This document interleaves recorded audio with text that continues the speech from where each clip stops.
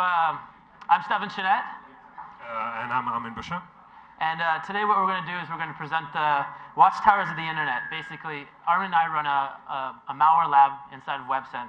And we're going to present some of our analysis, some of the data that we've observed in outbound malware communication. So a little bit about ourselves. I'm actually a local Northeastern grad, computer science. And but I moved out to San Diego. Been out on a 10-year vacation now.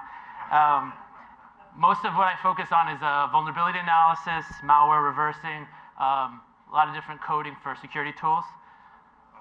Yeah, I'm working as a researcher at Websense. Before, I've worked as a researcher in the AV industry for some time. And we both focus on research and development of basically malware and exploit research.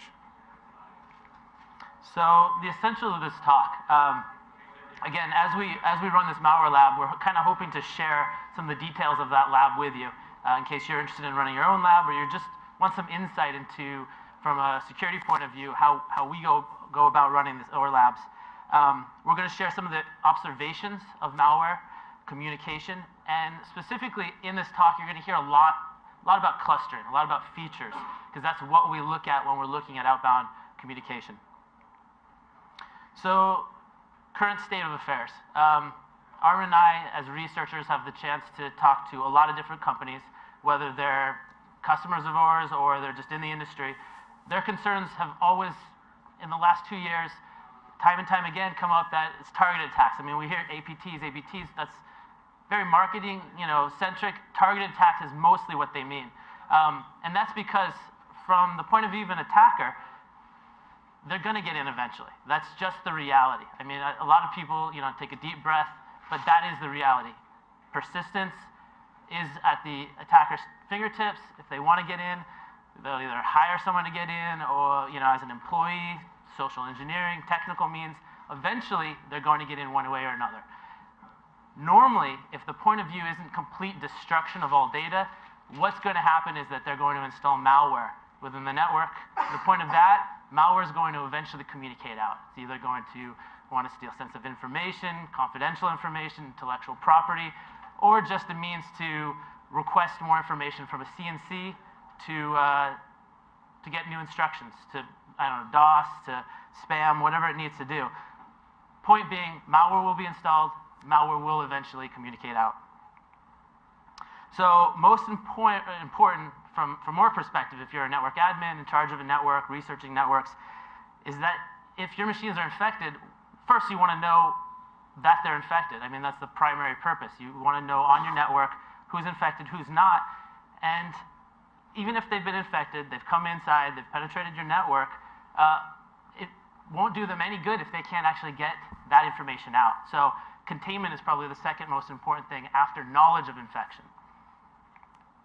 So what we're hoping that this presentation brings to you in terms of value is that you have a better understanding of outbound malware communication. We're going to show you a few examples, some stories, some interesting aspects of what malware is doing by taking a kind of a deeper dive into certain threats that have been present in our malware lab and certainly most likely are present if some of the machines in your network are infected.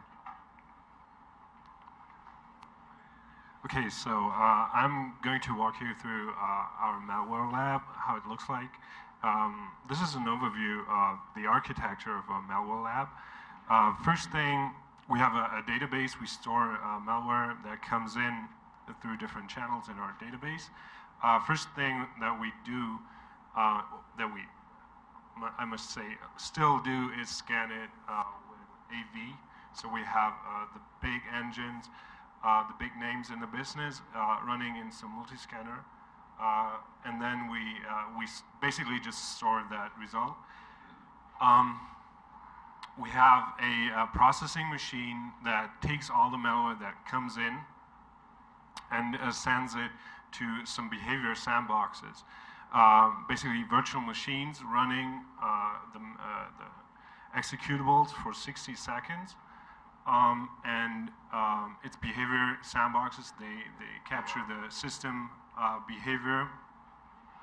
but they're also, and more importantly, connected to the internet. So we connect them to the internet via VPN gateway. So why do we do that? We don't want the attackers to know that the IP we're coming from is actually Websense.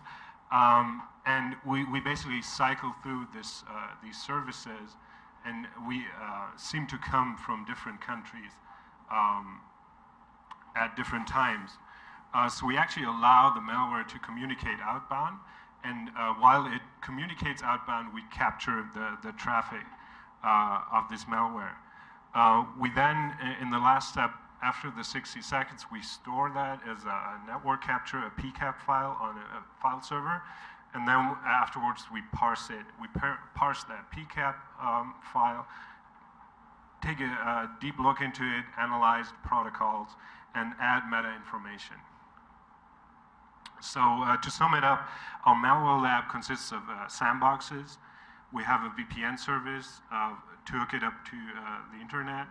We have a network listener to capture the network traffic. We have some databases to store the results. We have multiple scanner engines to get the AV side of that. And most importantly, we have malware and lots of it. So the output that we get from this malware lab is a behavior analysis of a sample, which would tell you what does this executable do to your system. But more importantly, the focus of this talk also is the network analysis. So, I mean, show of hands, how many of you have actually run a malware lab or a bot lab before? Just kind of curious. Okay, so quite a number of you. You know, I would say probably 5 years ago, I was heavily invested in kind of looking and running a bot lab versus a malware lab. And I'd run around and try to find the latest version of Storm or Wolodeck. And, you know, a lot of times you'd be surprised, but these bots crash constantly. They're not well written. And as soon as they stop working in terms of their spam rate, I'd have to go and search for a new version. And that got really tiring really quickly. You know, what's my next version of Wolodeck? Trying to go and find it if the current one in my bot lab has stopped running. Well, we kind of stopped that mentality, that way of thinking, and we moved to more of a malware lab as opposed to just a bot lab, and we run everything. It doesn't matter if it's a bot, it doesn't matter if it's adware, spyware, whatever it is, run everything. That's our philosophy. And we've gotten a lot better over time in terms of machine learning or heuristics and using clustering and features. We're going to go into some of that detail and run everything and then figure out what it is. Figure out if it's got the attributes, the characteristics of a particular bot that we have been familiar with and has clustered itself into a known family. Once we do that, we can figure out it's a spam bot, a network worm, file infector, a broader category, and then more specifically, a family. And then you'll see in some of the slides, even within that family, functioning families and non-functioning families.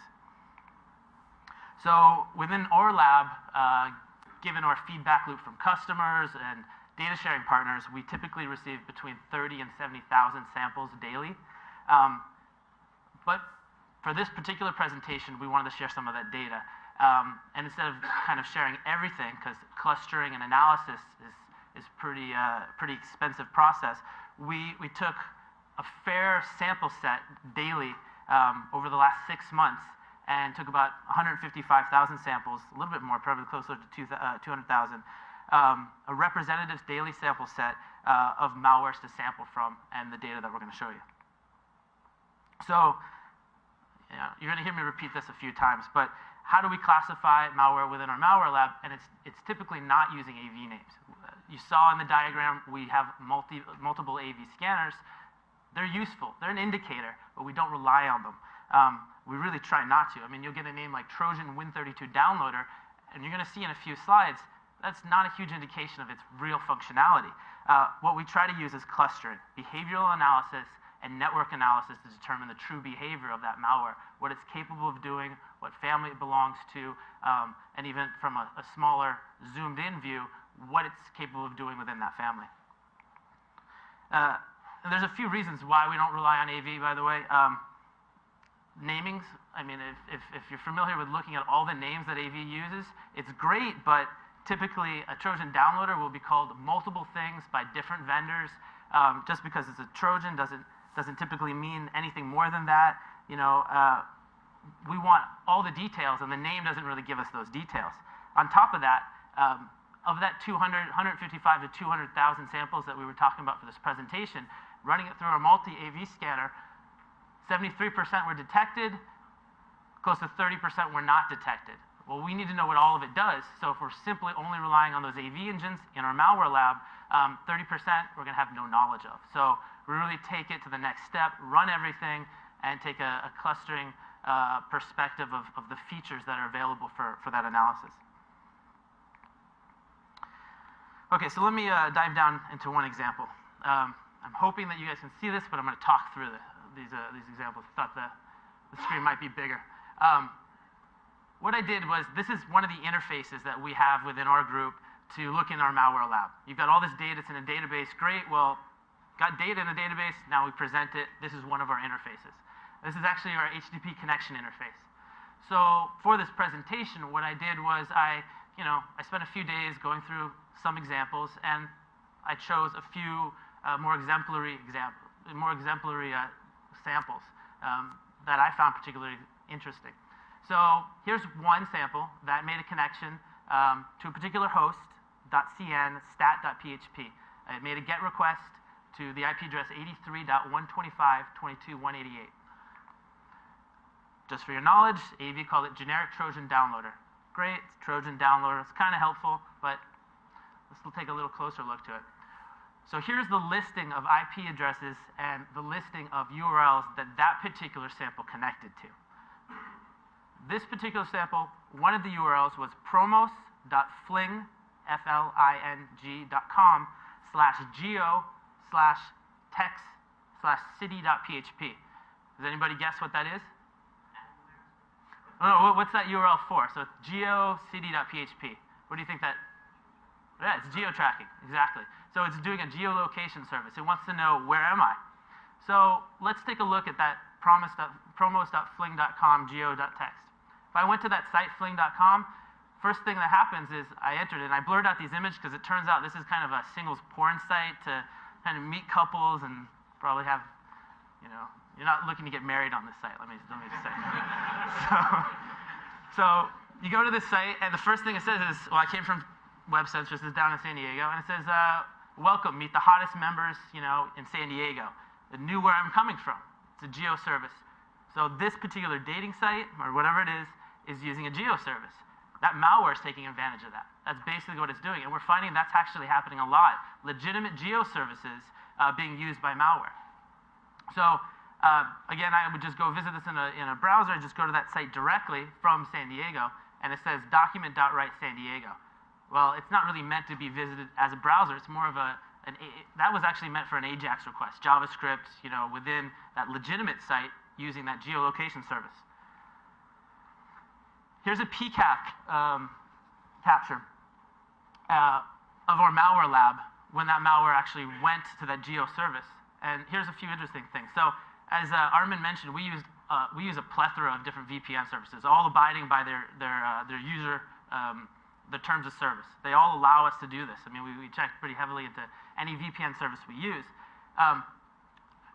This particular instance, we're going through Canada. We're going through Montreal. So as we go through that, the server, which is actually this dating site, is telling us that we're going through Montreal. We're telling malware that we're going through Montreal. And even more interestingly, it's kind of setting cookies telling us specifically where we're coming from. Montreal, Quebec, Canada, latitude, longitude. All pretty interesting. So it's told the malware all this interesting information. Now, malware after that, after it kind of does the geolocation services, makes a few other requests. Now, one of the URLs it goes to, again, is that same URL, .cn/stat.php with a query string. Here's the PCAP capture.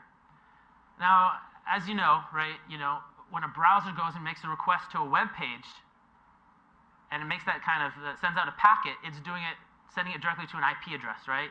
It's sending it to, in this case, 83.125.22.188. Now, a web server could typically run multiple websites. How do you actually instruct the web server which site you're interested in doing? You have to include a host header in HTTP 1.1.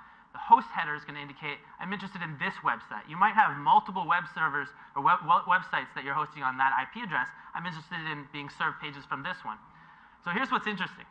So this piece of malware is communicating to this IP address, putting information in the host header, sending out the user agent, and interestingly enough, we noticed, and we're not sure exactly why, but it's sending that CA, which is Canada.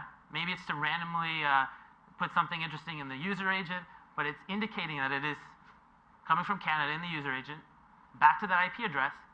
And when we analyzed this piece of malware, what we found out was that this particular host header wasn't used whatsoever. And the way that we found this out was there was no DNS request being made. Normally, when you're actually going, you're sending a host header, the browser or piece of malware is going to then look at the host, figure out what IP address is coming, and then send it out to that, that IP address. So it's got to do a host name lookup. That wasn't happening. What was happening was that this host is being used as a key. So it might look like a host, EKAHXROD. Okay, it's a little bit cryptic. .cn. That looks like a .cn host, but it actually isn't. It's just a string. And when that malware is actually communicating to this IP address, that server won't respond unless it's got a correctly generated string, which in this particular case looks like a host, but it's just being used in a sense to obscure kind of what's happening. The host header is the key. That's how that malware is actually signing and communicating to the server.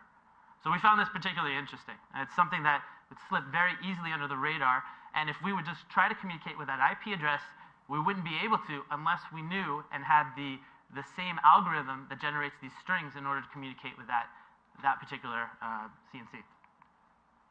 I also didn't mention on the slide, it turns out that this IP actually was down, and we get a meta refresh, redirecting us to the hosting provider. But another thing that this malware is doing is actually communicating with quite a number of P2P hosts, so other hosts via P2P. So over 12 countries it's communicating with, and it's, funny enough, communicating over port 443, but not using valid HTTPS. It's its own proprietary protocol. It is encrypted, but it's not HTTPS. So what AV just told us was a generic Trojan downloader ends up is doing GeoIP lookup from a porn dating site, CNC traffic that uses a domain generation algorithm. It's not really not a domain, it's just a generation algorithm for a key to sign the botnet traffic that's being put in the host header. Also doing some P2P communication over port 443, encrypted using a proprietary protocol. And if you want to look this particular binary up, we found out that AV calls it Z-axis dropper. Now that's one of the reasons AV names are sometimes good. I can say what name it is, it's easy to look up, communicate, and talk about. But when you're talking about so much malware, typically names aren't that important. One of the points I'm trying to make about this particular example is we're using all of this attributes and characteristics. It's doing GeoIP lookups from a particular site, CNC traffic, P2P communication over non-standard HTTP as a protocol, but over 443. These are all features. These are attributes and characteristics. And these are things that are going to allow us to cluster malware if there's other malware that's trying to do similar things. So we're able to sometimes profile this behavior, cluster it, and see what's similar. What we did then was to look at the nearly 200,000 or 155 to 200,000 samples and see if there were other pieces of malware that were doing the same thing. And what we found was there was, for example, 2,744 samples that were using Fling. I mean, you can call it a legitimate site. It is a legitimate site. It's not meant for malware. It's used for whatever it's used for. But it's being used, in this particular case, for its geolocation capabilities. All that malware that was using those geolocation services, we looked at that, and there was about 177 different AV names, completely different from one another. So again, we don't want to rely on AV names to cluster. We want to rely on the behavior. So clustering in this case does, it's asking Chenette, but it does help us. And that's one feature or one characteristic that helps us cluster the malware together. Armin, you want to take this? Oh, just to add to that, we'll in the next couple of days we'll release a blog post on this geo-IP lookup that takes like a deeper look into how this malware works and how it uses this geo-IP service. Okay, so let me walk you through another malware analysis, another manual look into what we found through our portal, and then take a deeper look here. So this particular sample does a post to a PHP site, 46 bytes. We categorize this as bot networks. So let's take a look at what it does. It's all unencrypted. What we have here, the host, the client, the infected bot sends out an argument K with a number, a pretty long integer number here. And what we found out is when you try just to get this page, you don't get any content, you get error 404. If you don't send any K, you can send a random K here. This is like the randomly generated bot ID that the server uses to count the different bots. So if you send this this K, if you post it to this PHP site, you actually get some commands back. This is the malware CNC traffic. And then we took a deeper look at what this means. Actually, this is a DDoS botnet, and it instructs the bot to attack some targets. We have first 3 values that are it's 03, that is the attack mode that this DOS is meant to run in. That's TCP sync handshake attack, so it's not using any application layer attack. It actually is using the TCP sync handshake, sending out that handshake and then dropping the connection.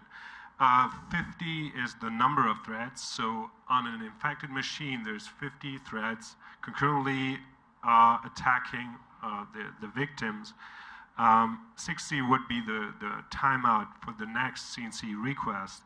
So after 60 seconds, this bot reaches out again, asks the CNC for new attack commands.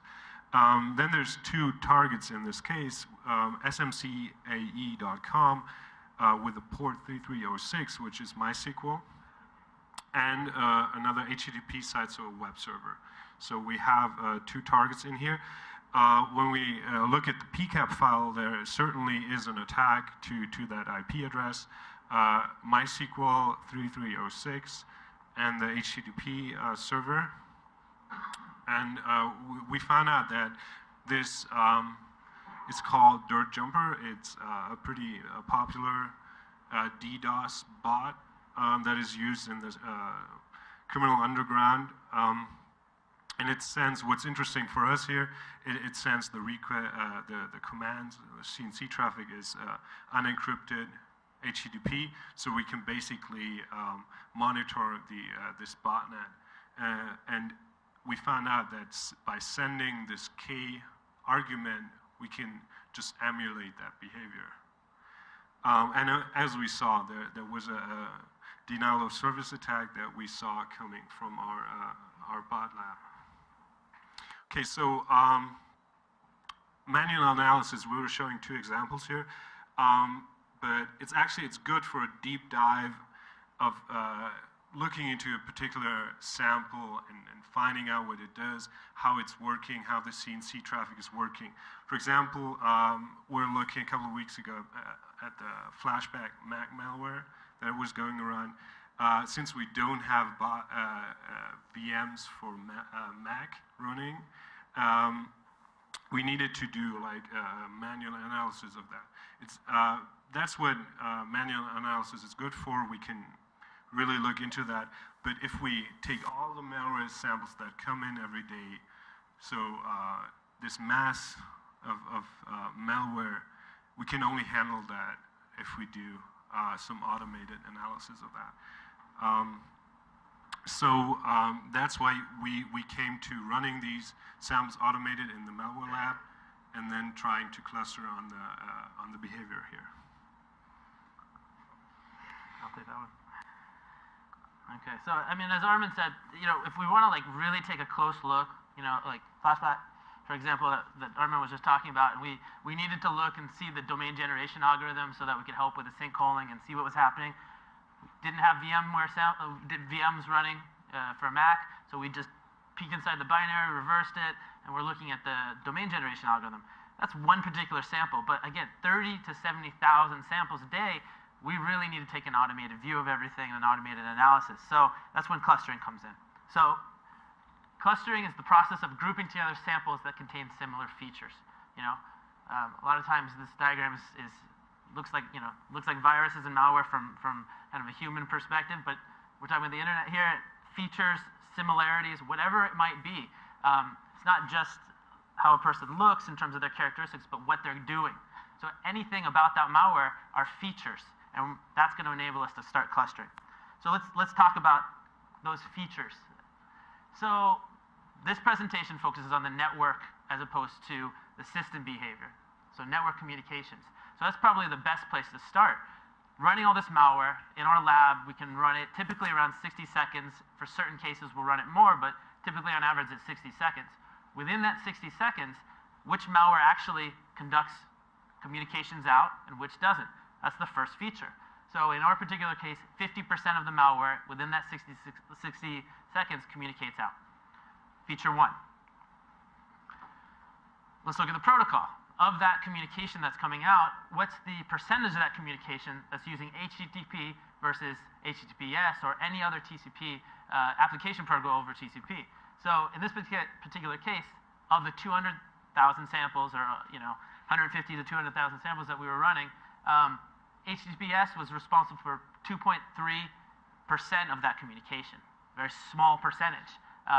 IRC even smaller, as I'll show you. HTTP, on the other hand, 70% of the communication was going and using the HTTP protocol, a huge percentage.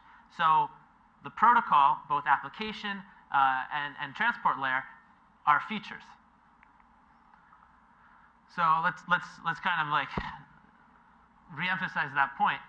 In this particular case, and what we've noticed over even a larger subset of our malware, in 2012, most malware is communicating over HTTP. Some of the reasons are very obvious. Most firewalls open from the internal to the external perspective of outbound traffic going over port 80 and 443. That's a big reason. A lot of, IRC is closed in most corporations and companies. Over 70% is using HTTP compared to, at least for this small subset, 0.46% using IRC. Now again, this isn't representative of all malware. We're talking about the close to 200,000 samples that we were running for this particular presentation. So since HTTP is such a large portion, if we're going to follow down the rabbit holes and go and look at different features, let's focus on HTTP. So of the HTTP communication going over port 80, how much of that malware was downloading? How much of that communication was responsible for downloading of malware? What we found, at 9% of that communication was downloading of malware. The rest were, some CNC traffic. 90% were some CNC traffic. Some just querying, say Google or Microsoft or other sites to figure out if they even had network, if they could actually just go outbound at all.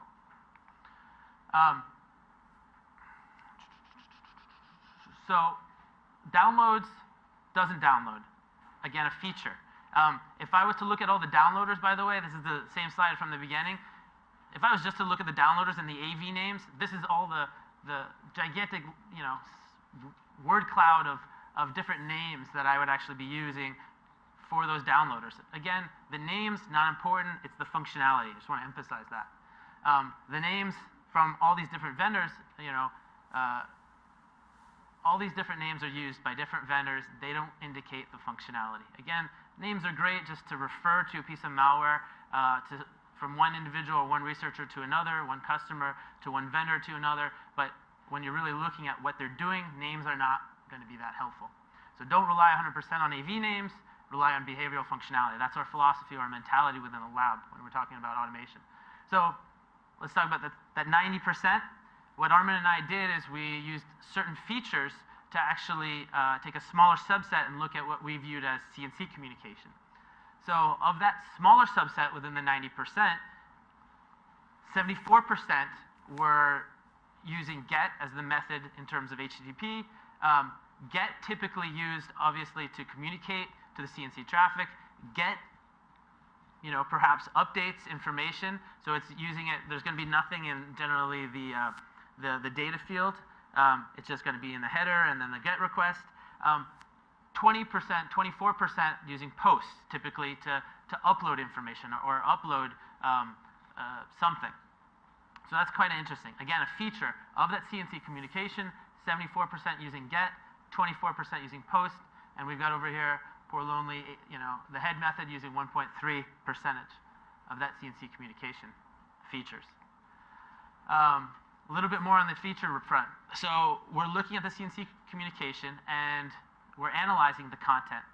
And we have certain heuristics that we've used to determine whether that content's encrypted. How we're doing that is a few different heuristics. One being, for example, entropy, just to see if it's encrypted, which means we can catch different forms of encryption. We have quite a number of characteristics to look at that. If it's encrypted, entropy is a real large and obvious one. So 2.3% were encrypted, 13% were base64 encoded, and anything that didn't fall within the heuristics that matched that content was encrypted fell into the clear text or other protocol that wasn't encrypted or encoded, and that's 84%. So again, features that we're using to tell the level of sophistication, if you want to say that, of the malware. Was it encrypted? 2.3%, 84% clear text or other, base64 encoded, 13%. So what I'm doing right now is I'm going through a number of slides trying to show you how our mode of thinking is in terms of looking at all the traffic and trying to come up with features as we're looking at the more popular chunks of types of traffic and content. So I'm going to talk a little about a certain feature, really diving deep into a certain feature. It's user agents used by HTTP. We found this particularly interesting that malware used a lot of different user agents.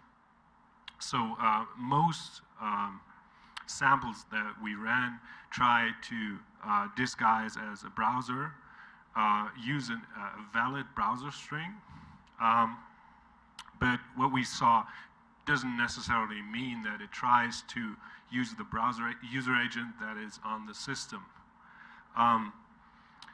First of all, over 17% of the malware samples that used internet connections, HTTP connections, used empty user agent strings. By default, a modern browser would never use an empty user agent. 85% of the malware didn't use the user agent of the browser that was installed in our sandbox system. So just an example, we had a Windows XP sandbox running with IE6. We found all different browsers on there, different versions of IE, Opera, Safari, Chrome. All of these were used, different language versions, and really 85% of the malware used something that was different from what the actual machine was.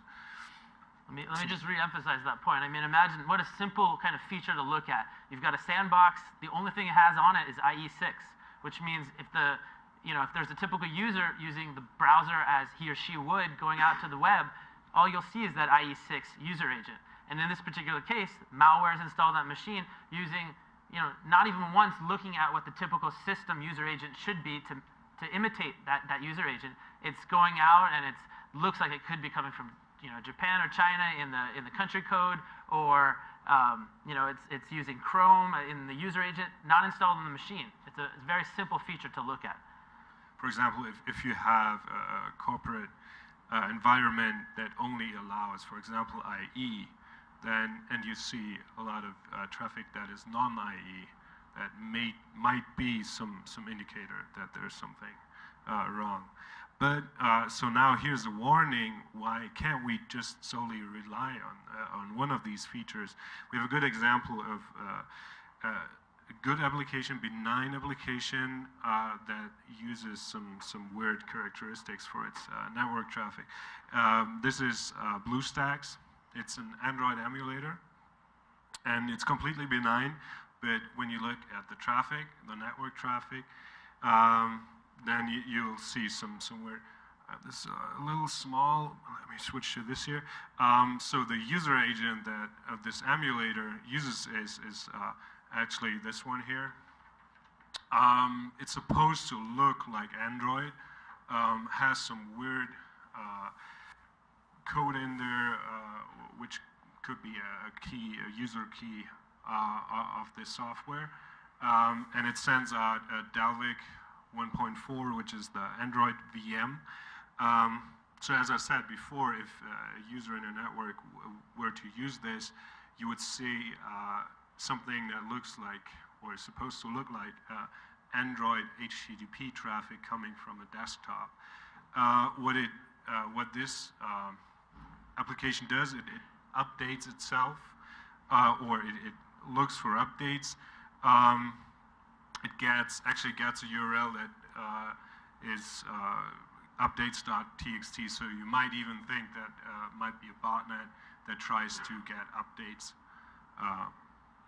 for itself. So what we found out, it's essential to have a large sample set of malware so that you can group together all the features, but it's also essential to have a set of benign network traffic that you can actually look at and find these features that you might generate false positive detections. Yeah, I mean,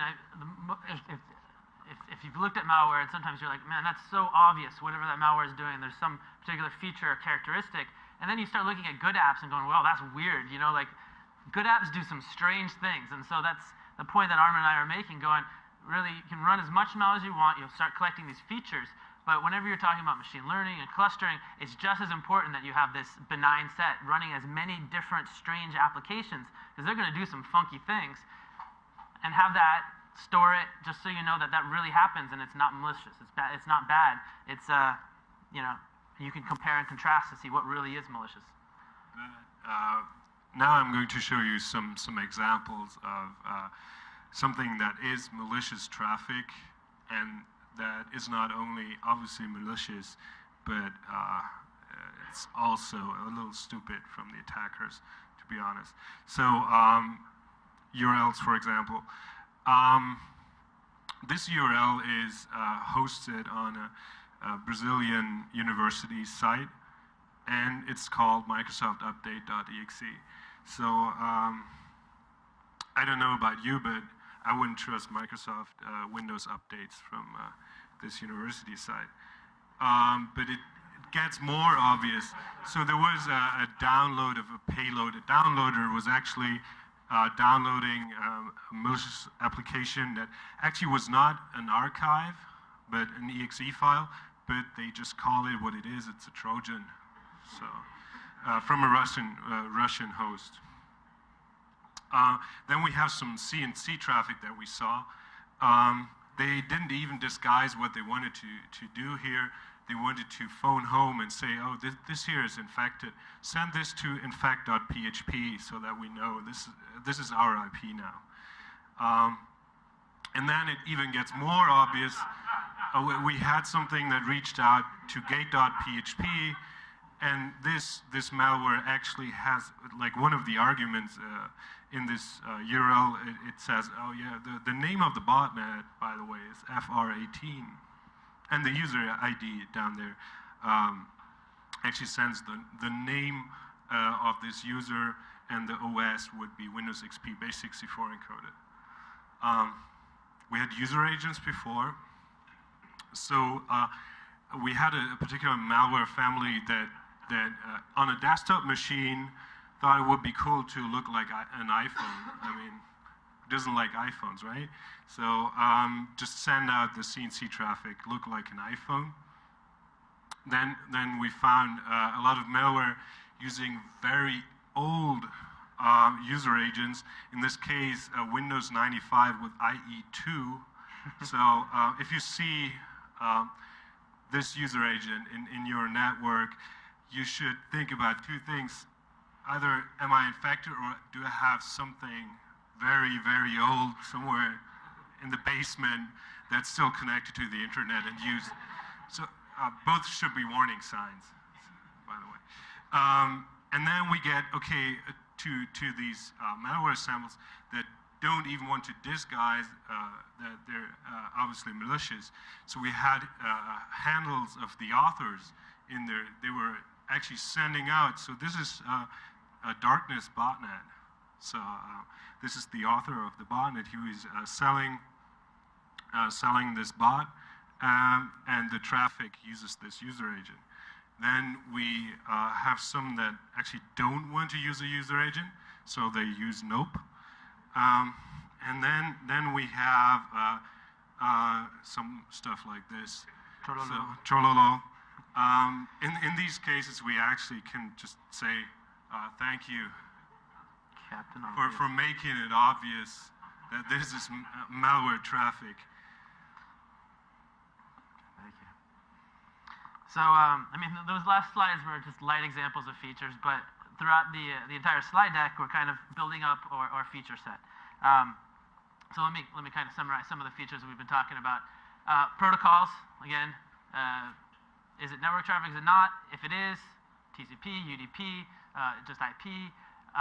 Application protocols, the timing. Timing is very important, and as well as from the perspective of how long after the malware ran did it start to actually send out certain packets? How much information was it sending out?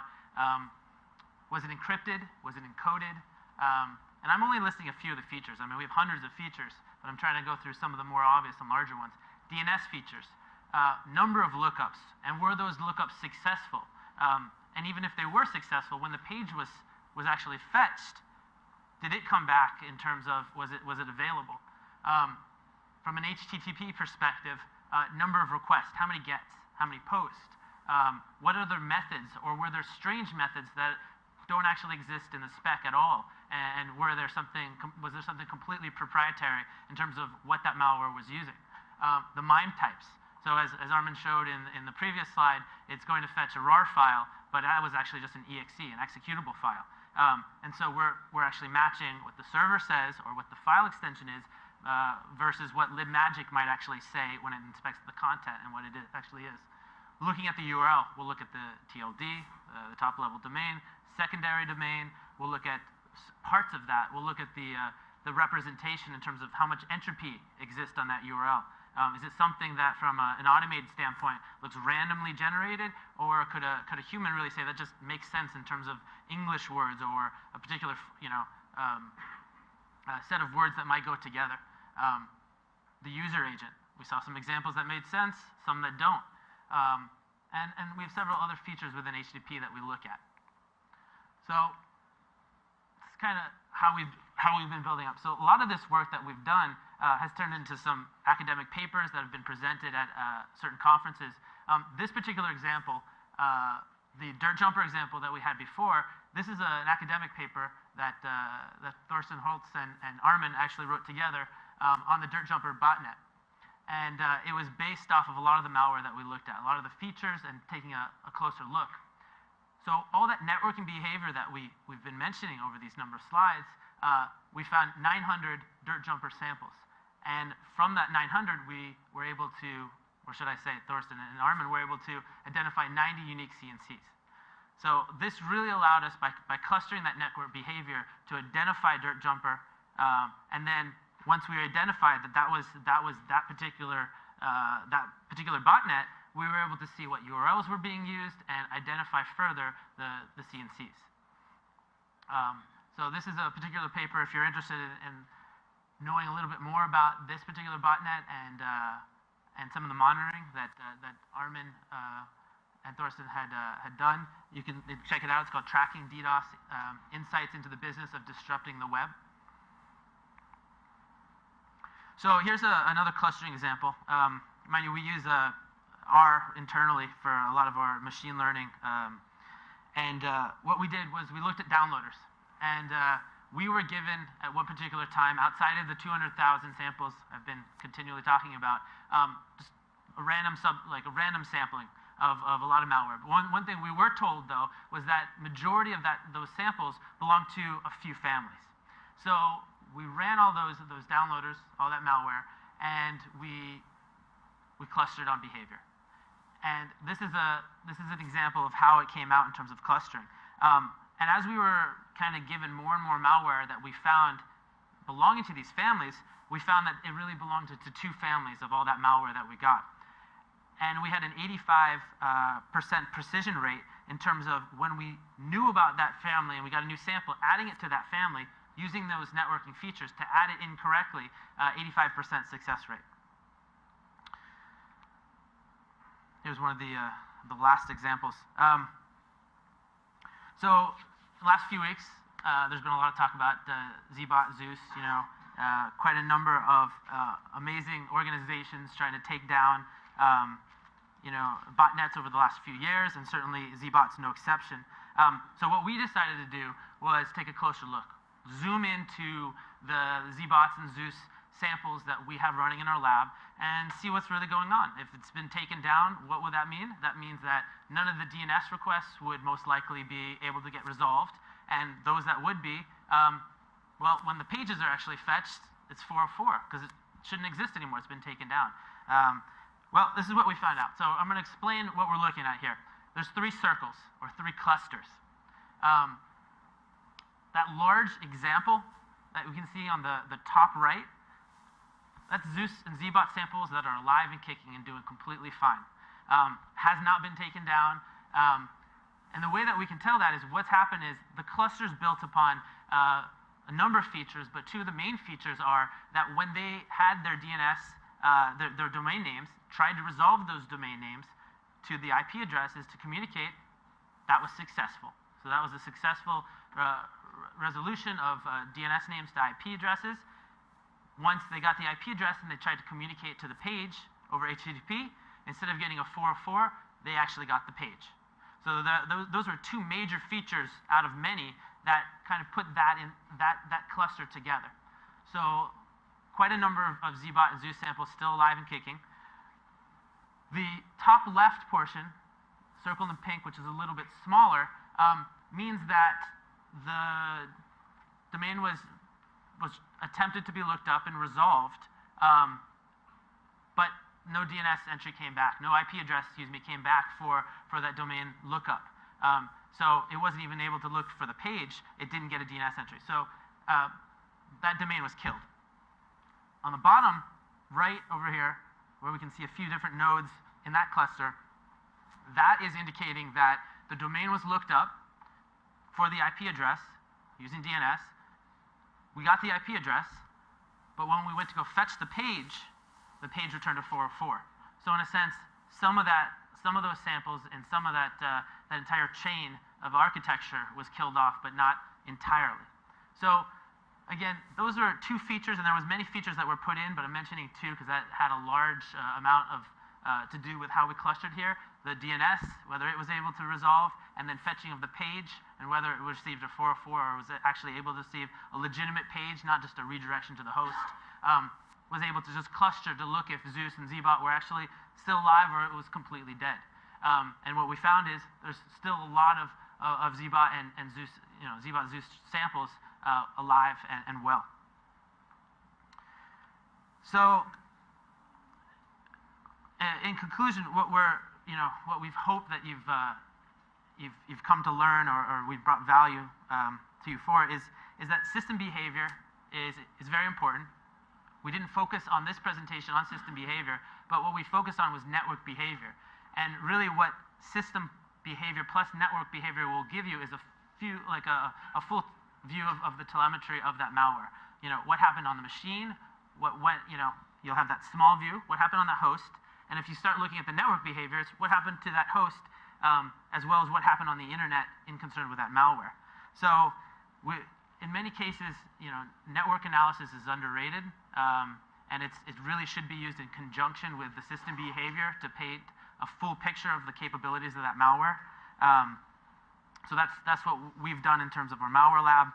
AV names, useful just to refer to, but really don't represent the functionality. Here's some last points. We showed you some obvious examples, and normally what we try to really cluster on when it comes down to three things is some absolutely obvious things. Then we try to cluster on some very generic things, and then sophisticated things. And there's features that are more exemplary of each of those clusters. But I will mention that if I'm an attacker and the most sophisticated attacker I can be, it doesn't mean that I'm using the most high-level grain of encryption.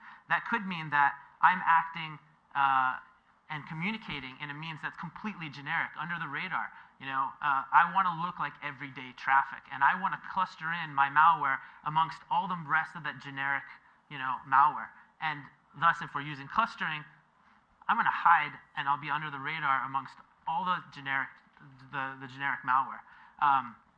Clustering, for the most part, is an amazing method. It has worked very well for us. But sophisticated malware versus generic malware, it depends. It might cluster together in many cases. What our hope for in terms of using clustering is that if a new technique or a new method comes out, it's an outlier. All of a sudden, when you have these clusters, you'll find things outside of these clusters that are using techniques that we haven't seen before. And that's where we want to focus kind of our manual work, our manual research, not in the clusters of the things that we know about and the features that we've seen before, but in the things that we haven't seen before. And the way that we're going to tell we haven't seen them before is they're not going to fit in one of those clusters. So with that, if there's any questions? Yes, sir. In terms of identifying domains that are PGA, Yeah. do you use a separate algorithm to determine whether it's PGA or not, and then cluster based on that result, or Yeah. do you just cluster the domains and then kind of dashboard? So for domains that have been generated within the malware, and then are being used, the way that we tell, there's a few different ways.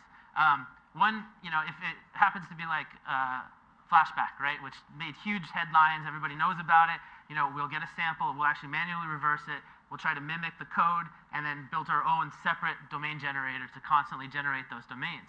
And hopefully it's not like hardware dependent, and we're actually representing a bigger subset. In some cases, like this last example, we use entropy as a huge representation in terms of those generations. That's one indicator that we've used before. So we'll manually reverse it, try to recreate that domain generation algorithm, and then we'll also try to see if there's particular things that are outside of the domain that are being used in terms of how that piece of malware is communicating. But entropy is one way that we'll look at those domains.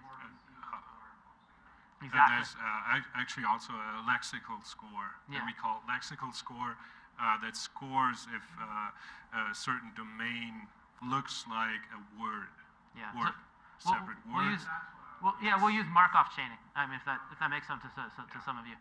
So basically, it's both. So it's entropy and that.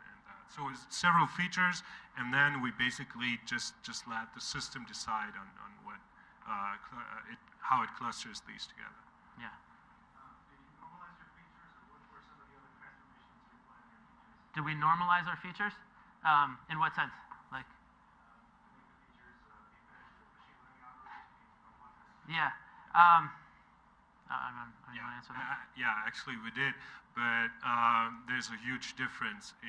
That is like a one-by-one process. You need to look at each feature and really look at the variety of samples out there, and so where's your median, and like how do you need to normalize features. So it's different for some, especially the HTTP features, we did that. For some, we didn't.